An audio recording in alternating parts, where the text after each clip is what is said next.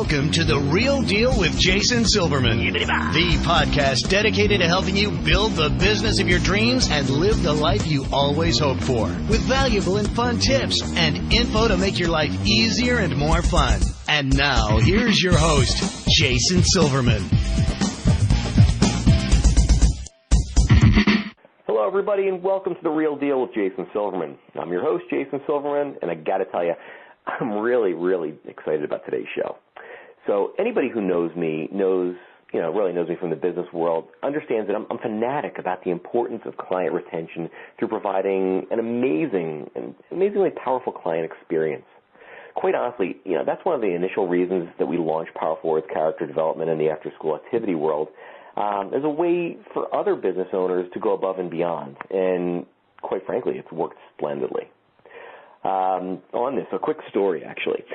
I was speaking with one of my private coaching clients yesterday about a really uncommon and fabulous experience that I had. And I had this experience yesterday, actually. So for those of you actually who don't know me personally, I will say this. I've got two young kids. Tally is 4 years old and Noah is about 3.5. Now, neither of them have fully grasped the concept yet of sleeping in the morning. So coffee has really become my good friend. Well, yesterday, for some reason, my Keurig coffee maker decided to only spit out about half a cup of coffee, and that wasn't going to do. So I did what pretty much every other guy would do. I hid it, I swore at it, and then I figured I should clean it. So nothing worked, and on I went to the Keurig website, found their number, and I gave their tech support a call. Trust me, I never thought that I'd be calling tech support to figure out how to make a cup of coffee. However, I did. And long story short, after about 3 minutes on the phone, the gentleman I was speaking with simply said, "Not to worry, Mr. Silverman. I'll rush you a brand new machine, and you'll have it in about 3 days. I'm terribly sorry this happened to you, and we want you to love starting your morning with us." Like, how cool is that? Am I going to remain a loyal customer? Absolutely. They won and I won, and that's really what we're talking about.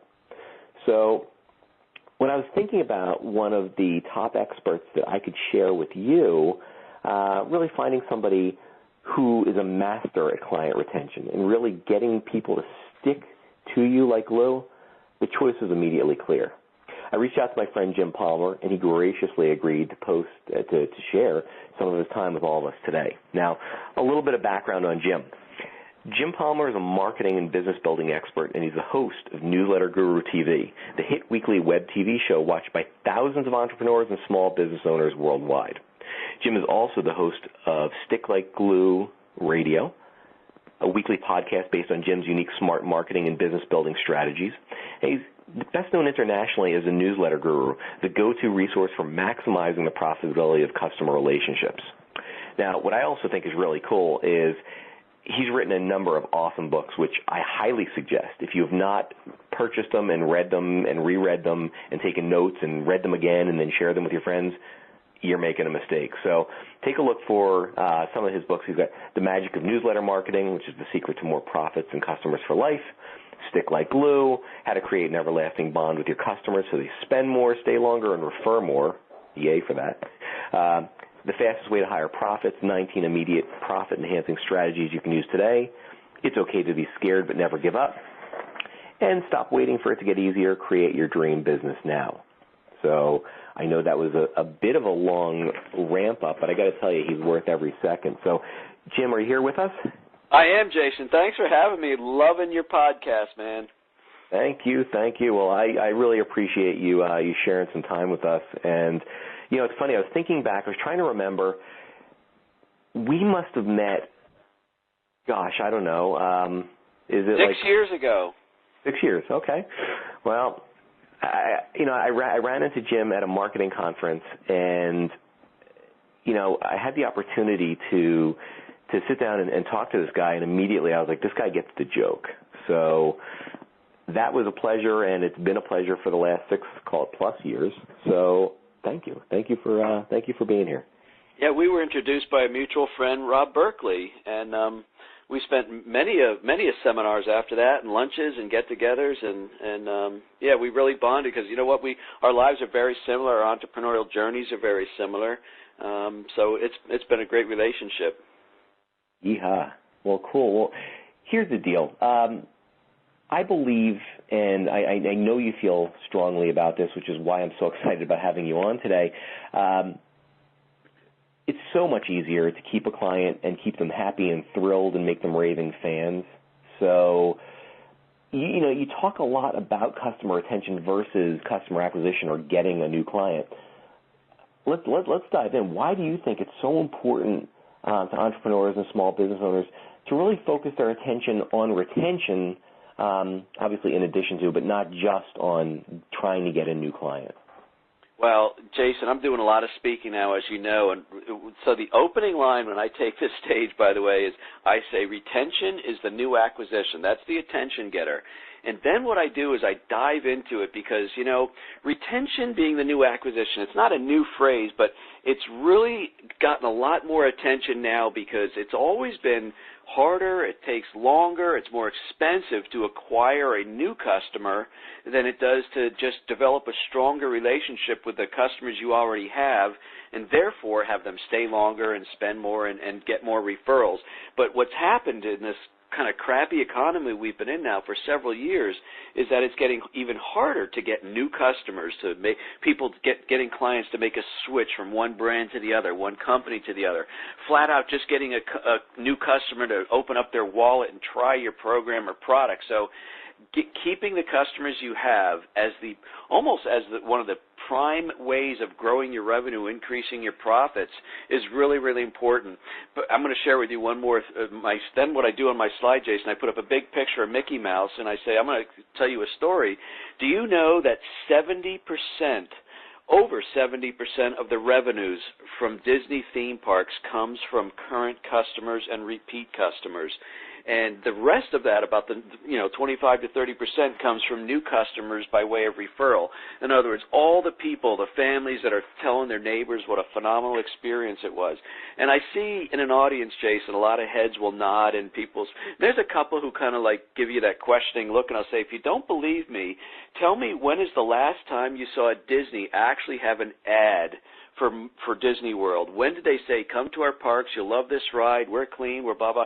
They don't market to new people. They continually spend their money on what you could only describe as client retention efforts, creating the wow experience, because that's where the money is. Makes sense, though. It totally makes sense. It also, obviously, many of the folks listening to this podcast don't have the time in or the budget that Disney would have. However, I would believe the social proof and the inherent social proof and implied social proof of doing it that way, really sets the stage for it. Of course you're going to love it because we're really aiming at people who have already been here, who already take advantage of the service. Yeah. You know what else? Let me give you another example of why retention is so important, and this will kind of get down into the numbers a little bit. We all gain new customers, no matter what kind of business you have. When we gain a new customer or client or patient, I'll just say customers though, we do so by way of an initial transaction. In other words, somebody was drawn to you, whether it was from marketing or referral. They kind of do that thing, where it's like dogs. They sniff each other. You get the know, like, and trust. Yeah, that looks good. I think I can trust you. And then they say, I'm going to give you some of my money. I want to buy this product from you, or I want to hire you to perform this service. And they do that. And so that's an initial transaction. The mistake that a lot of entrepreneurs will make is that they go, yes, I've got another new customer. And then they immediately kind of bolt off to the right and go, I need more. Let's get more. We got to grow. I want more new customers. But the fact of the matter is, as business people, we all offer multiple products. We offer multiple services. So when you've overcome that initial know, like, and trust to the point where someone's giving you money, that is just it's almost like a very, very newborn baby of a relationship. And what you want to do is nurture and develop that relationship so it grows into what I always say is a healthy, dependable, reliable, predictable, profitable relationship. And so it's more than just saying, thank you for coming in, hey, welcome. It's more than just giving good customer service. It is actually a proactive way of marketing and developing that relationship. I'll give you one more number, kind of pull back the curtain a little bit. Every time I get a new customer into my business, we spend $42.85 developing the relationship with that customer. Now, when I say that number, a lot of people go, oh, my God, I got 1,000 customers. I could never spend that. And what I tell people is, when I started my membership program over 6 years ago, No Hassle Newsletters, you're familiar with that, my average client, Jason, was staying 6 months. And I thought, wow, why are they leaving after 6 months? I talked to a couple smart people in membership programs, and they said, well, Jim, the average membership, they usually stay 3 to 4 months, so 6 months you're doing well, but that still wasn't good enough for me. So I started developing this strategy of helping people with their new purchase, saying thank you, rewarding them. I then send them, a little gratitude cookie, and after 6 months I'll send them a free copy of my book. So I'm doing these different things to develop and enhance the relationship. And 2 years later, I had gone from 6 months to 12 months. And you might remember this. I actually told the story and created an information product called Double My Retention. That's where that program came from. And today, Jason, almost 4 years later, my average client stays over 20 months and is worth over $2,200. So I went from just a tick under $700 as the initial lifetime value of a customer to over $2,200. So when I say I spend $42 on every new client, people kind of, ooh, what you have to think of is I say if you were to give me $42 and I was to give you, say, $1,400 to $1,600, which is the kind of the bump up I got, would that be a fair return on your investment? You'd have to say yes. And that is just a great illustration of what happens when you actually invest, and I mean invest, not just your time but your money, in growing that relationship. Your customers stay longer, and when they stay longer, they spend more and they refer more. Absolutely. I love it. I absolutely love it. We'd learned that lesson, a couple of years back as well.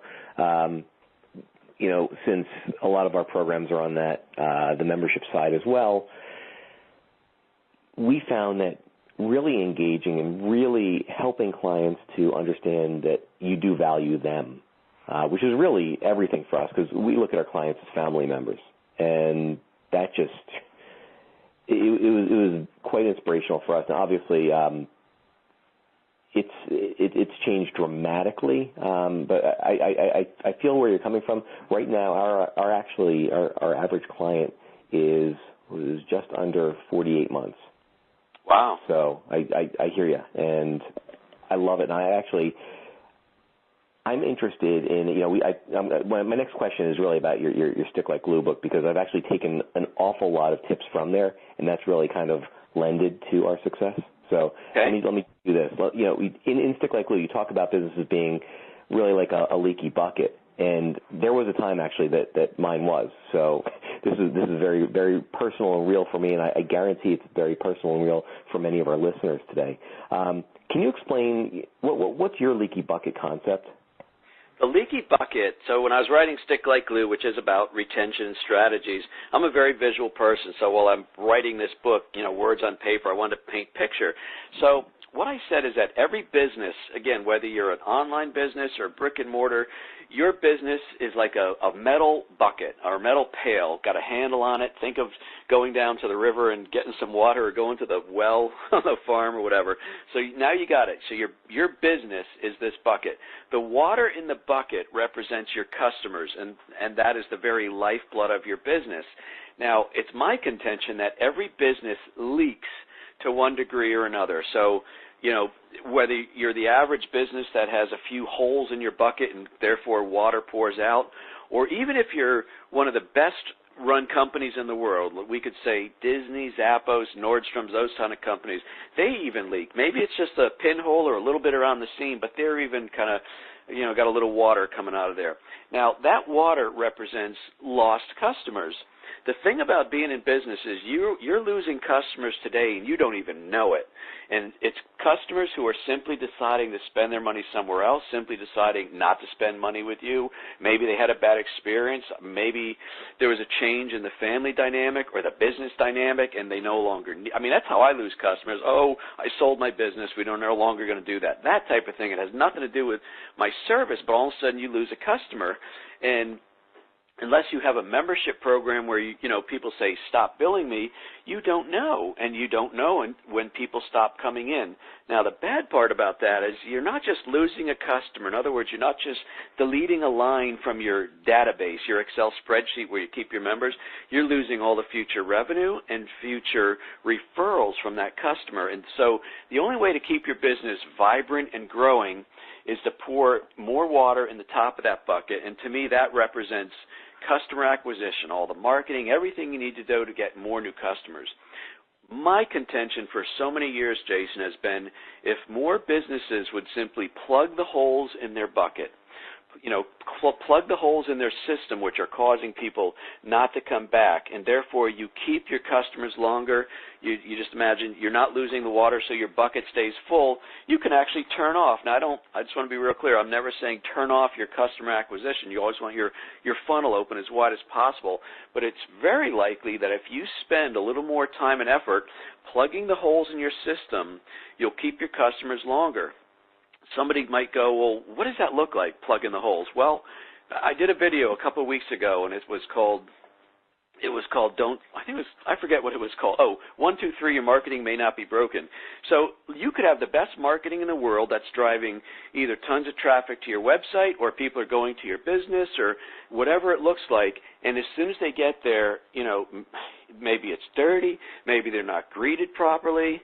One thing that just fries my can is when Stephanie and I go out to eat, and we do that a lot lately, but we go into a business and we're going to drop $50, maybe $100, and I stand there for like what seems like 5 minutes to me is an hour because I'm so impatient, but no one greets me, and I'm there to give my money to this business, and it happens all the time. And so the marketing worked. We went to this restaurant, or we heard about it, and all of a sudden you get a crappy experience, and so you don't go back. And so people think, well, my marketing's broken because we're not growing. Well, what's actually happened is you got a hole in your bucket. You don't have somebody up front. You don't have somebody greeting. You're not serving food on time, or it's not the right kind of, you know what I mean? There's a lot of things that can go wrong, and those are what causes holes in your bucket. Got it. Well, then let me ask the obvious follow-up. So what kind of suggestions do you have, or, either for a person or for a company, how do you feel? What are maybe your top suggestions for increasing their retention? Because obviously, this is really one of your major strong points. What would you, if I was your coaching client today, what would you tell me I must do before I go to sleep tonight? Okay, so there's two sides to this. The first thing I'm going to tell you is you need to be proactively communicating with your customers on a regular and frequent basis. For me, I subscribe to the theory that says there's nothing more powerful than a monthly newsletter. And so what that does is it helps to develop the relationship. It keeps you top of mind. And we could go on for another hour about why newsletters work. But when you're proactively communicating, keeping yourself in front of your clients, it is a way of saying, I know you're there, I appreciate you, and things like that. Let me kind of switch off that thing so I don't go into a full newsletter show. But the other thing for a lot of businesses, and I kind of figured this out early into the game because, I'm one who believes in quality, and I want to over-deliver a great experience. And so as a business owner, if you're like that, if you have the mindset that says, I'm going to give so much value, they're going to just love it, and they're going to feel it's tremendous. In other words, if somebody orders a program from you, and, for lack of a better description, Jason, let's say we deliver a big box of stuff to their home or their office. Well, you see that as giving them way more than they ordered, and it's just tremendous value for the money. But what happens is it's like drinking out of a fire hose. People can't do it for more than half a second, or it really screws them up, right? And so when people get confused or they don't know what to do, there's no action taken. And if there's no action taken, people are going to be like, okay, this is not a good investment, even if I thought it was, because I'm not using it. And so what we figured out is that we have to help our new customers get their first newsletter out the door quickly. So one of the things we do, I'll give you some of the inside steps that I use. So after somebody signs up for one of my programs, you know, the shopping cart online automatically sends a thank you, but then we send a personalized thank you. I have somebody that monitors all that traffic, and we send a personal thank you. Within 48 hours, we have a live human being call and say thank you, not to upsell, not to do anything, but thank you and welcome. We're here to help you. Here's the ways we can help you. We have an 800 number. We tell them email. We got tutorial videos.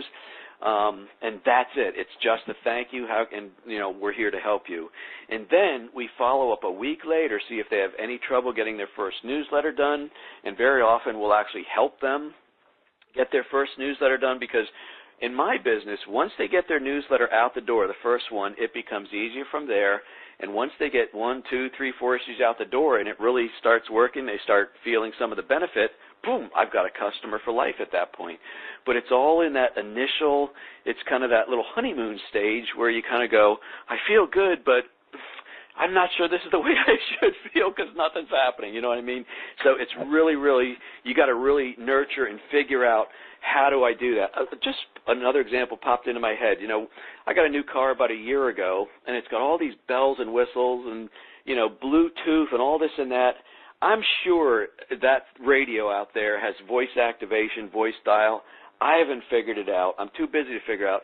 That salesman, if he was smart, should have said, Jim, come back for half an hour at some point or stay, and he should have walked me through it. He should have set it up to my phone. You know what I mean? In other words, I would be enjoying this car so much more. Every time I get in, it says Bluetooth connected, but yet I got to hit the buttons on the dash or that touch screen to find a number in my contacts list. I'm going, doggone, I keep forgetting to set up my voice activation. So do you see what I'm saying, Jason? If you do things like that, it makes such a stronger relationship, and you therefore want to stay connected to that business. Let me ask you to think for a second, because many of the folks who I deal with through Powerful Words Character Development own after-school activity industry centers. So whether they're a martial arts school, a gymnastics academy, a cheer gym, a swim school, a dance studio, if you were coaching one of them and said, listen, how do you feel like they could create that great sticky experience immediately? Somebody comes in to sign up their daughter for dance classes. Are there a few really easy things? I mean, I personally, I'm taking notes here as well. So I like the fact that that personal call after the experience is great. Obviously, we all know, if we're doing any sort of marketing, we know about autoresponders and we know about how those systems work. Sometimes that can almost feel cold because it happens within 2 seconds. Obviously, you didn't type up that email personally and send that. What do you feel would be beneficial for one of these folks, even if it's just one quick suggestion, to build that retention-based bond immediately? Oh, I got a great one for you. The initials would be MFS, okay? And I actually had to add the S, so it didn't just be MFS. But it's called Mentor, Fast Start, and Small Successes, okay? So here's the thing. When somebody, let's just take one of your martial arts schools. It could be any of the ones you described. You imagine whether it's an 8-year-old kid or a 6-year-old kid or a 30-year-old man or woman, when they go in there for their first class, and there's already people there because they're going into an ongoing situation, think of your first day in school or your first day in the job, how nervous you felt. I mean, nobody has that kind of confidence. Oh, I'm going to walk around and introduce myself. Hi, I'm Jim. Hi, I'm Jim. Hi. You kind of fear in the corner, and so you got to when somebody new is going to show up for their first class, you want to have a mentor, whether it's somebody on staff or whether it's a long-time customer of yours or student or whatever you want to call it. give them a little bit of a mentor relationship and assign them. So, hey, Jim, I know it's your first night. Jim, this is Paul. Paul's been coming here for 6 months, a year, 2 years, whatever. He's going to answer, just stay next to Paul, and he's going to walk you around, show you where you change, whatever. Imagine what a different experience that one little tweak would make. But I got two more for you. So the F is for fast start. And so how can you get, I'll use my example, how can you get Jim to have all the things he needs so he can get started very quickly? It's because, most of the people that refund or quit, they make that decision like very early on in the process. They may hold on for 2 or 3 months, but sooner or later, whether it's the first night or second night or whatever, they're making a decision like, this doesn't feel right. I don't want to be a quitter yet. But so they're already cementing that. So you want to, what do I have to do? Kind of like I described. How do I get people so they're, what's the best way to get them kind of incorporated, inculcated, whatever the word would be, into the program? And then the S, Jason, is small successes. If you can help somebody get a small success, so whether in their head, if they're in the karate studio and they think, oh, I can't wait to do a roundhouse. Well, Jason, nobody's going to do a roundhouse the first night or probably the first week or month. But if you could do something to help them feel like they're working towards their goal. So part of that, Jason, would be what are your goals? In other words, you have this class. This is your normal routine. But it'd be good when every time a student came in, if you asked them and you had a little card, what are your goals? What do you want to accomplish? How fast do you want to do it? First of all, it's good information because it could help you tailor a different program rather than just saying, okay, you're in the 4:30 class. You could actually take that student from being one who's worth $50 a week to maybe somebody who's worth $200 a week just with that information. But when you have small successes quickly, that builds confidence. So all of a sudden, it's like, when you go to lose weight, the first 2 weeks you do nothing, you get a little depressed. Next thing you step on the scale, you've lost half or 3/4 of a pound. Oh, man, yes, finally. And it's that little success that lets you keep going. So that would be my 3-part strategy, which would work for any of the industries you talked about. I love it. I absolutely love it. Now, I want to back up for a second because you started talking about the value of newsletters, and I've long been a huge fan and a big believer in making sure there is consistent contact. Many of the times when I think back to when I owned my martial arts school, at least in the earlier years when we weren't doing newsletters and we were just so busy doing the thing that it was all we could do to worry about, oh gosh, I need to do a newsletter or something like that. And we did see we were penalized for not communicating on a regular basis. So you started to lead up to it as far as why you feel newsletters are effective tools. Would you mind? Can you take a couple seconds? Talk to me more about why it's beneficial. Obviously, you've got numbers on it. You've got proof. So why do you feel it's such a valuable asset in the marketing arsenal? Well, a few things. First of all, newsletters, one of the reasons they're great and so effective is people read them with their guard down. So if you were to send somebody a brochure or any kind of a sales letter, they go to a website and there's an offer and prices, their guard is up. It's the reading equivalent of walking in a store, can I help you? No thanks, I'm just looking. Boom, your defenses are up. So if you're reading, my caveat would be a properly written, what I call a friendly monthly newsletter. They read it as information, and therefore they're not resisting it, and they're taking in good information. If you mail it monthly, which is what I think you should do, it increases name brand awareness. So every month they're seeing your name, they're reminded of you. One of the things I tell people to do is include a success story. So that's a story, and story is the key word. It's not an article about your featured product of the month or your featured program, but it's a story about how one of your clients or students or whatever has benefited from your training. And so that's inspiring. The other thing that happens when you do a properly written success story every month is it tells people what else you do. So if you remember probably 15, 20 minutes ago, Jason, I said we all gain new clients or customers by way of an initial transaction. And what I say is, whose job is it for that new customer or student, whose job is it for them to learn all the other ways that you can help them or all the other programs they may be interested in. It's not their job. It's your job to teach them. And so every month when they read about somebody who's going through this new program or this new after-school program, and somebody is going to read that and they're going to go, oh, I didn't know they did that. Hey, John, look at that. In addition to this, they also teach that. You were talking about that, or wasn't our neighbor talking about that? And so things like that happen. But they're reading it as information, and therefore every month when that newsletter, and by the way, we're talking about a print and mail, paper and ink newsletter that hits your physical mailbox at the end of your driveway, when that thing hits the mailbox, they read it, and they're remembering you. They're remembering your name, and they're also learning about you and more services. And by the way, it just has a higher perceived value because you're actually sending them something. And, it also probably an intrinsic value. It says you're successful. I mean, how many people send out a newsletter? Not a lot of people, despite all the evidence that says it's a phenomenal thing to do. There's not a lot of people who do it. Everybody will send you emails every once in a while. Oh, here's a Valentine's Day's coupon, $20 off. Well, that's just marketing, and you could think, well, I'm communicating, but you're trying to sell.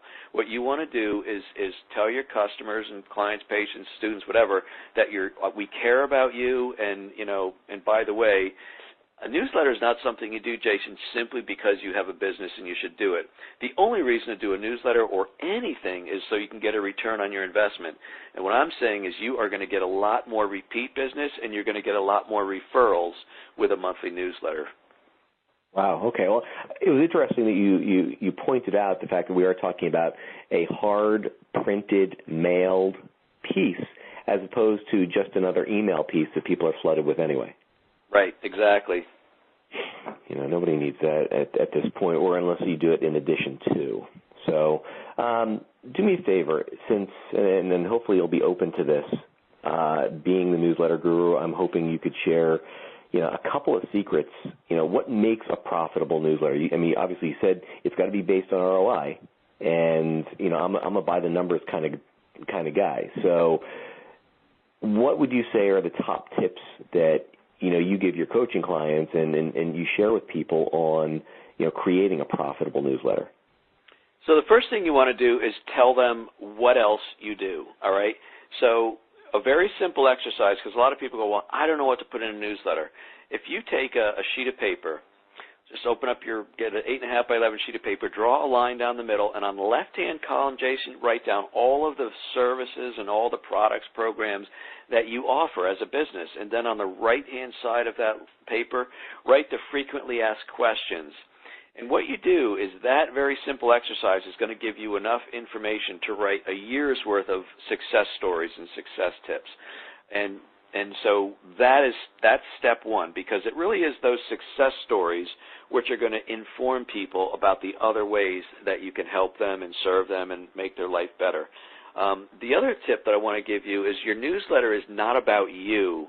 So you don't want to make the mistake that says, my newsletter is the place for me to remind my customers how great I am, how I just got some new initials after my name. I just won an award from a trade association or some kind of, program I went to, or, we just upgraded the heating system in our school. I don't know.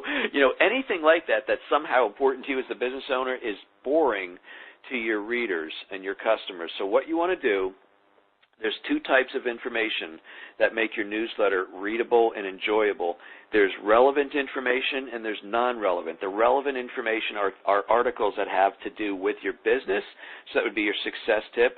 I strongly urge every business, especially the entrepreneurial businesses, to have what I call a short personality-based article. That's from you as the owner, whether you just adopted a dog or some kids, or you bought a boat, or you just got back from a trip. Something that helps them get to know you and kind of a little bit about your personality, gets to know you as not just the business owner, the man behind the desk or whatever, but helps them get to know you, because people do business with people they know, like, and trust. It's hard to get to know people if all they're doing is receiving some kind of corporate marketing crap. So help people get to know who you are, and then recognize that frequency is the most important thing. You must mail monthly.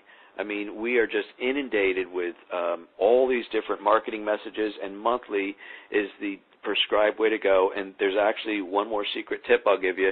Not only do you mail your newsletter every month, but you want to mail your newsletter the same 1 or 2 days every month. And if you think about it, when you go to your mailbox, there's two kinds of mail. You got your A pile of mail and your B pile of mail. Your A pile of mail, which would be your mortgage, insurance, bills, it would be magazines that you subscribe to. Those things, your A pile of mail, that thing arrives the same day every single month. I mean, not only the same date, but it could be like every magazine comes the first Monday of the month, whatever. Things that arrive on a schedule have a higher perceived value than things that arrive sporadically. So you don't want to do a newsletter whenever the spirit moves you, whenever you have time. If you mail it the same 1 or 2 days every month, chances are very good it's going to arrive the same 1 or 2 days every month, and it's going to have a higher perceived value from that simple technique, which costs you nothing other than making sure you're glued to your schedule and your calendar. Got it. That actually does make an awful lot of sense. That really makes a lot of sense. All right, that's. I got my work cut out for me. I'll tell you that. That's actually one of the things I love about running this podcast is that I'm able to share some phenomenal information with all my listeners. But selfishly speaking, I get it straight from the horse's mouth and the top experts out there. So let me ask you one more, and I think. Certainly for anybody listening, it's got to be like, maybe they don't want to do this all themselves. I know that you offer, done-for-you marketing programs. How can somebody learn more about that? And, if you give us a little bit of information about what it is you do and how it's beneficial, I think that'd be a helpful resource for everybody on listening to the podcast. Well, awesome. Thank you for that. I got a bunch of websites, but I'm going to give you one which is kind of the central hub. It's thenewsletterguru.com, www.thenewsletterguru.com, and from there's my blog, my TV show, my podcast, but you'll also see links to a couple of my done-for-you programs, No Hassle Newsletters. I have one for social media, but I'll just give you a real brief description of No Hassle Newsletters. Every month we provide over 10 done-for-you newsletter templates. These are 2- and 4-page newsletters, color in black and white, completely done. We write all the articles. We literally do the thing for you. You could take it right from there and mail it, or we have a mailing service. We give you tons of content that you can put in your own newsletter if you want to do something different. We give you enough content, frankly. You could post articles in your blog with it. It's that good. And it's a really, really, when you consider the investment that you're making in your customers and how much your time is worth, it's a very reasonable program. And the most important reason it's reasonable is not the stated price. And just to let you know, our Platinum program, which is our Platinum newsletter marketing system, it's only $197 a month for everything. But when one of the numbers every business owner needs to know, Jason, and you said yours and I said mine, you need to know what's the average lifetime value of a customer. And I was on a interview a couple days ago, and the guy said, "Boy, that makes sense." I said, because the number may change depending on the size of your mailing list, but let's just say you can print and mail a newsletter for 75 cents, all right, 75 cents a month. So in other words, if you mail one of your customers every month for a year, you're investing $9 in that customer. Now, I told you my customer is worth about $2,200. I think you said yours is over $4,000 or 48 months. I forget what you said, but when you know that number, suddenly that $9 investment, it just pales in comparison to how important and how much more you're going to get in return. So it's a very good program.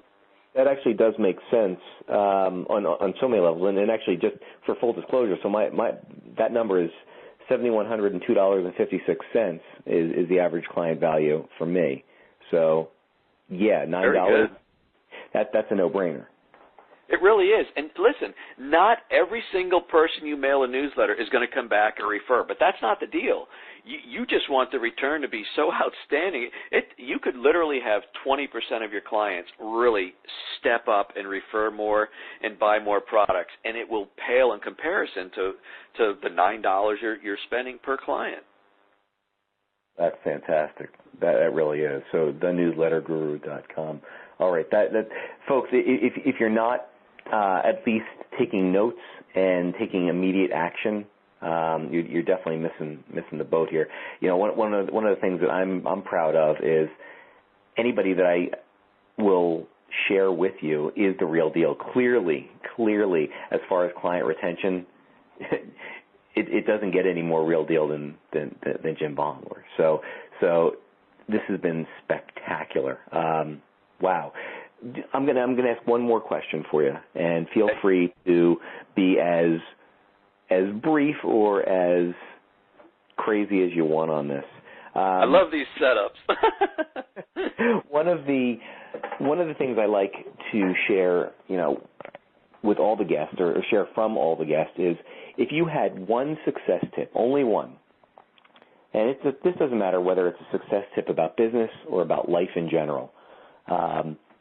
What one piece of advice would you give to people out there to really just give themselves a little bit of a foot up and have a more productive and happier life? Just one. Okay. Just one. Okay. I think I know what it's going to be. You know, here's the deal. If you look at what separates highly successful business people, entrepreneurs from just the average, I can give it to you in one word, and that word is decide. In other words, a lot of entrepreneurs will come to seminars, they'll listen to podcasts like this, they'll go to live events, they'll invest in programs, but it's the entrepreneurs who learn some information that is clearly beneficial and valuable to their business, and they decide to invest, and they decide to implement and take action. I mean, I love education. I read at least 3 or 4 books a month. I've been doing so for many, many years. But education, purely for education's value, is not a good investment in the life of an entrepreneur, in my humble opinion.